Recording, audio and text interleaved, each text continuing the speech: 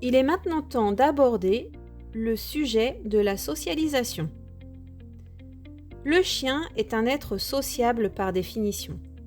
Notre devoir en tant que propriétaire responsable est de construire une socialisation correcte pour que notre chien soit capable de vivre en société. Une socialisation incorrecte sera la base d'un futur avec des problèmes de comportement et très souvent, malheureusement, irréversibles. La socialisation avec l'humain. Si on a correctement réalisé la synchronisation d'émotions, nous vous invitons à voir cette vidéo ultérieurement. Maintenant, notre chien est capable de comprendre nos émotions et nous sommes sa référence émotionnelle. C'est pourquoi on ne doit pas permettre que le chien reçoive une excitation émotionnelle de la part de personnes qu'il ne connaît pas. Par exemple, des caresses, des papouilles ou des mots doux. Toutes ces attentions doivent exclusivement venir de vous et durant son éducation, on aura besoin de ces attentions pour le récompenser. Un chien habitué à recevoir des attentions de part et d'autre prendra rapidement l'initiative de chercher par lui-même cette charge émotionnelle en sautant sur les gens, en mordillant ou en aboyant, ce qui le bloquera dans sa future vie sociale. Notre recommandation, c'est de lui mettre un gilet chien en formation pour que les gens ne s'approchent pas trop de lui et qu'à l'approche d'une personne, la stimulation soit neutre. Exceptionnellement, il est possible de permettre à quelqu'un de le caresser très calmement pour que le chien ne se déshabitue pas à l'humain qui l'entoure.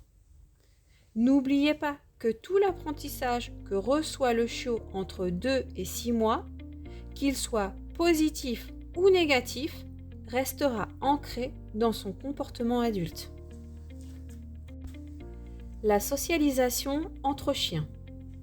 Il est important d'adopter un chien à l'âge de 2 mois, mais pas plus jeune, car avant, sa mère lui apportera un code de communication canin nécessaire à une socialisation convenable face aux congénères.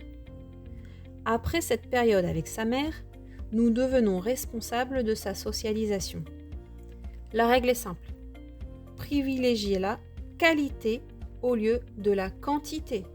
C'est-à-dire, il est impératif de choisir des chiens adultes, calmes et équilibrés qui lui permettront de mettre en pratique les choses apprises.